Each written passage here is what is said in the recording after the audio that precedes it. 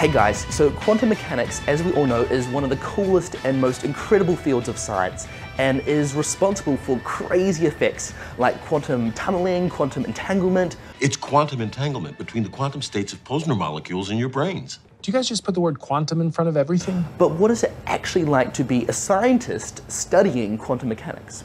Well, today I'm lucky enough to be joined by Dr. Hannah Stern, and we also have helping Simona and Gu, and today we're going to sort out what do quantum physicists do all day. Later, we'll also hear a little bit about Hannah's journey, how she got into the field in the first place. But first, Hannah, what do you do?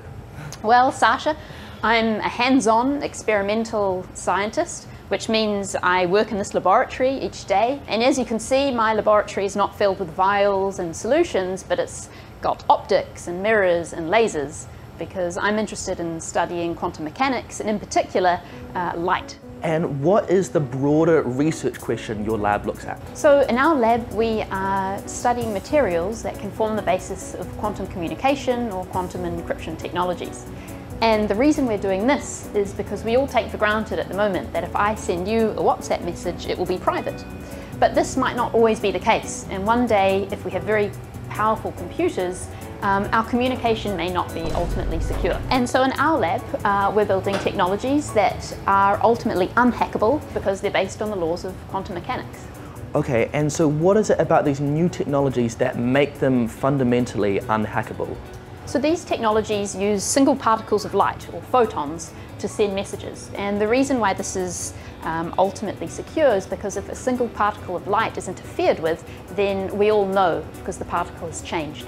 And now, how do you produce these single photons in the first place? Because that's what's needed, right, to do this communication. Exactly. So single particles of light are actually quite difficult to generate.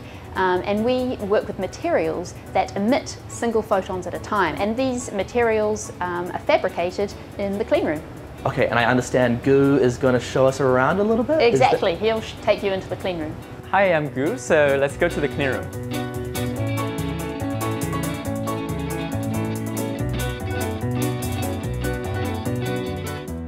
Okay, so Gu, we're outside the clean room now, right, and I can see some people inside with some crazy suits on.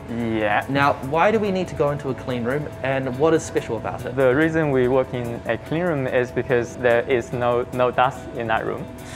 So the reason we need that is because when we are fabricating very small structures, we don't want the dust in the air to actually go into the structure to ruin the whole device that we are making.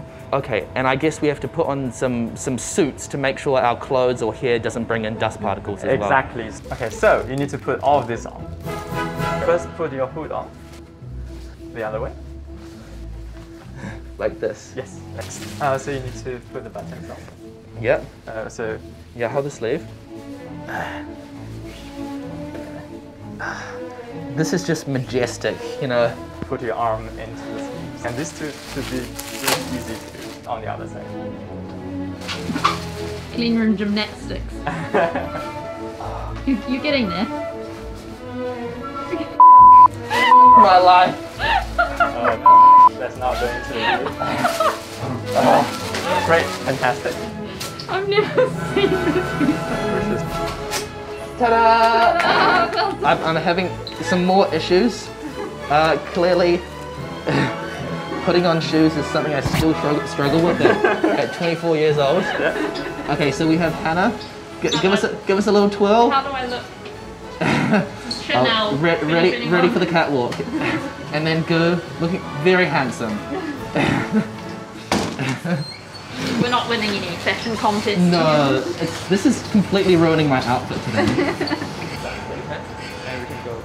So we're in the clean room now, and talk us through a little bit about what we're seeing, right? So we're here to make the material that's going to give us those single photons. So what material is this that we're going to make? Exactly. So today we are making a sample for measurement, and the particular material that we're interested in, we're working with at the moment, is a two-dimensional material, which means it is the thickness of a single layer of atoms. It's atomically thin. So that's like the thinnest you could possibly go. Exactly. For any material. It's the ultimate limit. Okay. And this is what makes this area of material science really exciting.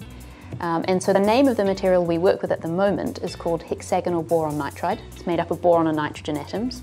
And the interesting thing is that this material, if there are holes in the lattice or the absence of atoms, what we call defects, then these defects interact with visible wavelengths and emit single photons, which we then study.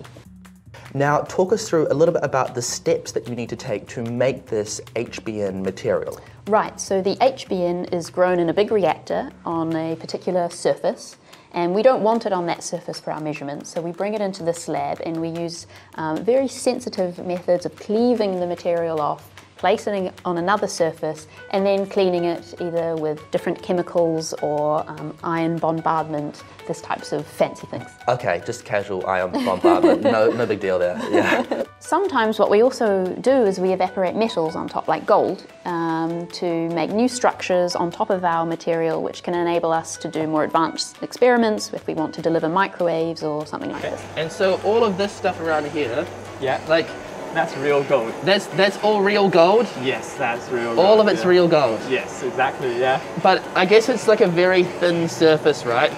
So it wouldn't be worth that much. We usually do a few hundred nanometers, so that's like a few thousand atoms thick. Oh, okay, so you can't really like do much with that gold there. Oh, but over the years there could be a very thin layer, a very thick layer of them actually. Okay, so say if you're running into tough times in your PhD.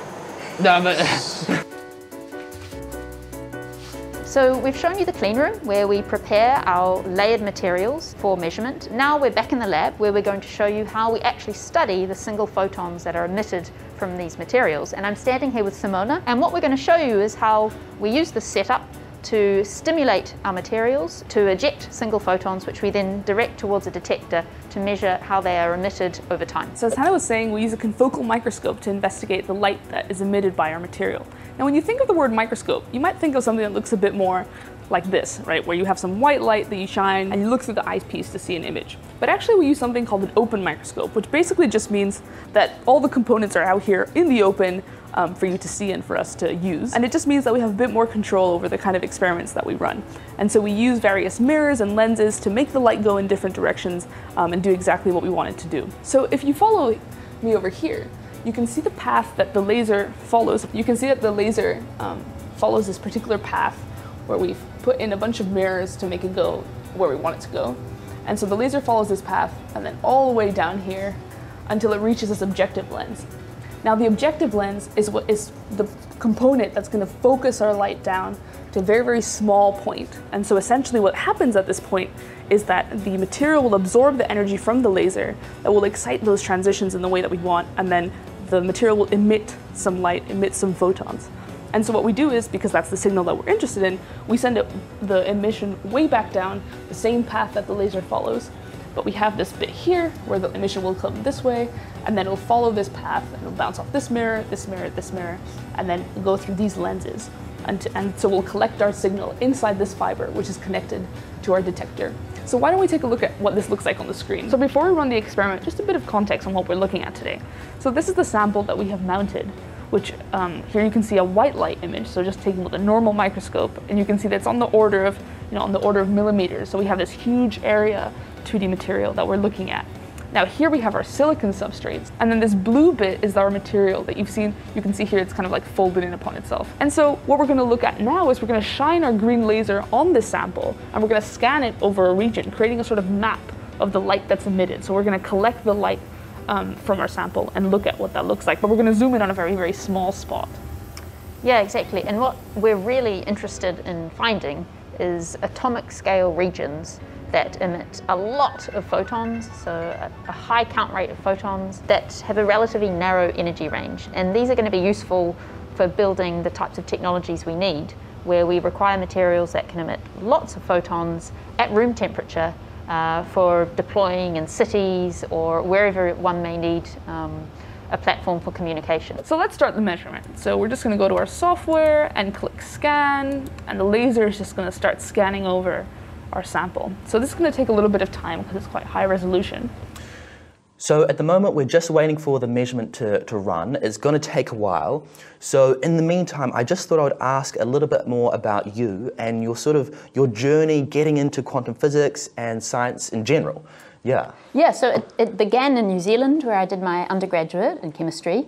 And at the end of my undergraduate, I decided to have a short break. I went hiking on the Milford Track for about 5 months. That must have been like so nice, right? It was amazing, and I met lots of really interesting people during this time. One of whom was a physicist in Cambridge, who I talked a lot with on a specific trip because we were dawdling at the back, and he encouraged me to think about Cambridge if I wanted to continue in on the interface of physics, chemistry, material science. Yeah. And so that's really how I came to pursue a PhD in Cambridge. And before I got here, I spent a couple months working at Victoria University in Wellington with Justin Hodgkiss, where I believe you've been. Yes. No, actually, if it's not clear already from our terrible accents, or awesome, depends on your point of view, we're actually both from New Zealand. Both from the Shire. Both from the Shire, yeah. What age did you move out of your hobbit hole? About 18. I was 17. Okay. Yeah. I personally knew Gandalf. Yeah, we go way back. So yeah, I do miss the Shire. You know, Yeah. you never really leave it in heart. yeah, nothing's ever the same. But you also spent time at Victoria. I did for my undergrad. I was at Victoria and I worked a little bit with Justin. Awesome. Big shout out to Justin if you're watching this. But I mean, that's really where I learned a lot about the types of things that I was going to be studying in my PhD, which were materials for solar energy harvesting, organic semiconductors, molecules. Yeah. And this really set me up to start my PhD here. So I was working with Richard Friend, understanding how materials can form the basis of solar cells that can potentially boost theoretical limits in terms of efficiency. Right. Yeah. And it was after that I got interested in other types of materials and other applications, and eventually quantum optics. Yeah. Okay, so almost in a sense, it wasn't like straight from undergrad right into quantum optics. It was sort of you went on a little bit of a journey, right? Exactly, and so this is often the case in career paths, and especially scientific career paths, is that it's a non-linear trajectory, and that's what's brought me today to the group of Professor Mete Atature in the Department of Physics. Yeah. Okay. Back in the lab now, the measurement has finished, and Simona's going to talk us through what we see. Yeah, so as promised, we have a map of our sample, and so what this map's telling us is basically how much light is being emitted by each different point in our material when we excite it with our green laser. So each one of these pixels corresponds to a measurement that our detector has run. And so if you look at this scan, we see quite a bit of variation actually in how much light is coming out of our material. So we see these dark regions that no light's coming out, and then we see these really bright spots. In fact, they're so bright, there are 30,000 photons per second are coming out of these bright spots. And those bright spots are actually the defects that we're interested in studying. Yeah, exactly. And so what we do from here is we select the specific defects that are emitting a lot of light, and we zoom in and study them in more detail to understand their photophysics and their operation, to help us design better materials and then subsequently better devices. So we've finished up all the measurements now, we're out of the lab. So one of the biggest things I want to understand is, we've got this 2D material, this HMM material, it's got these defects which produce single photons that you want to use to communicate with. But what is it about these single photons that make those quantum communications secure and unhackable? Like what's going on here? Right, yeah, so now we get into the quantum mechanics and how this actually works. So if we imagine the situation that we've been talking about, and someone is communicating, so we've got Alice, and Alice is sending a message to Bob, and she's doing so via a single photon.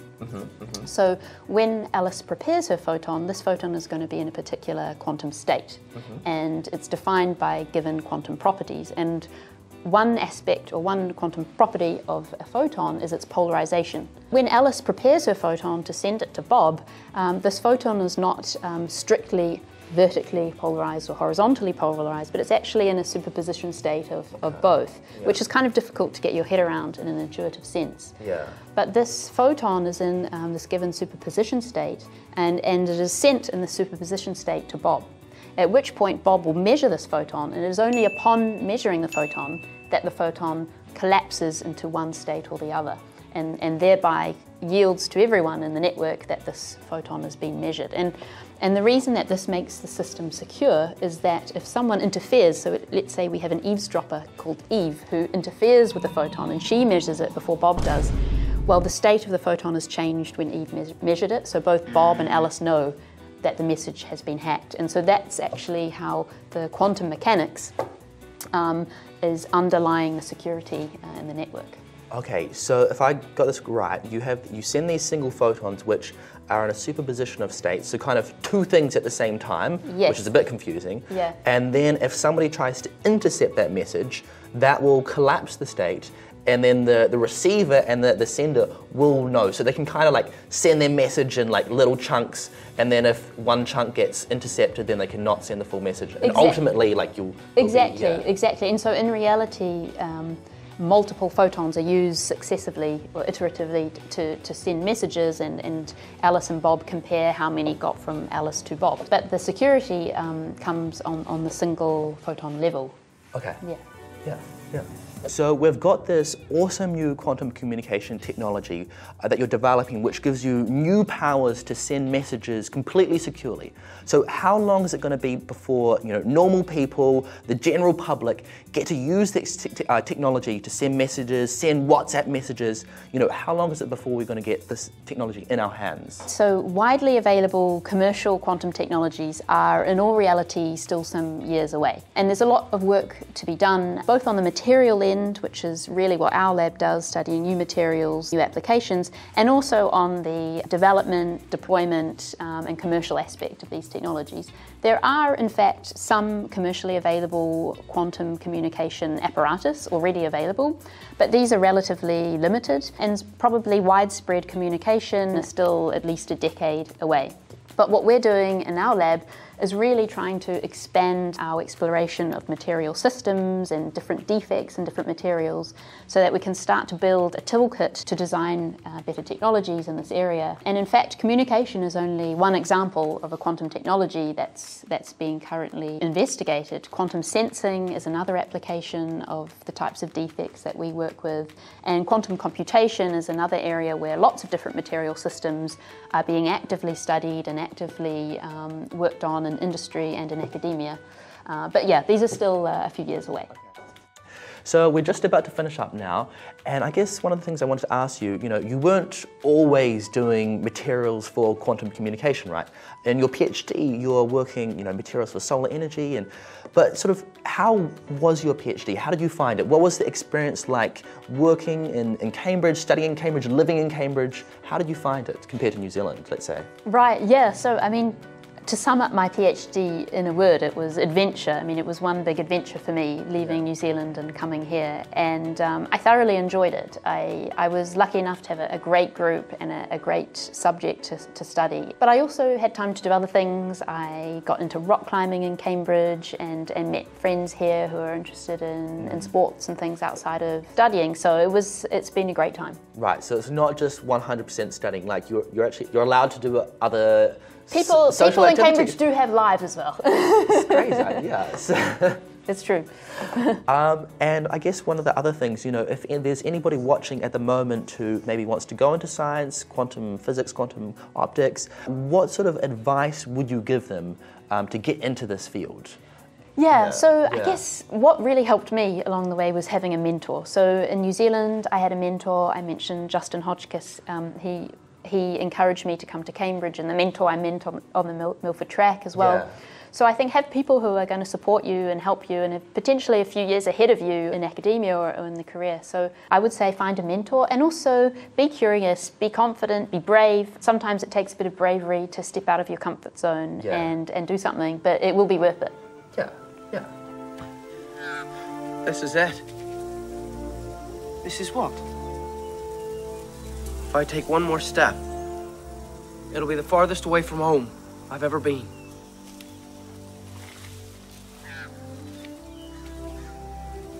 Come on, Sam. Hey guys, so that was my video on what is it like to be a quantum physicist. Before we end, and I promise this video is almost over, I just want to thank in particular Professor Mete for being kind enough to let us film in his lab and for letting his lab members actually participate. He's a really wonderful guy, Mete, and a brilliant scientist, so it's a real privilege actually being able to document some of his lab's research.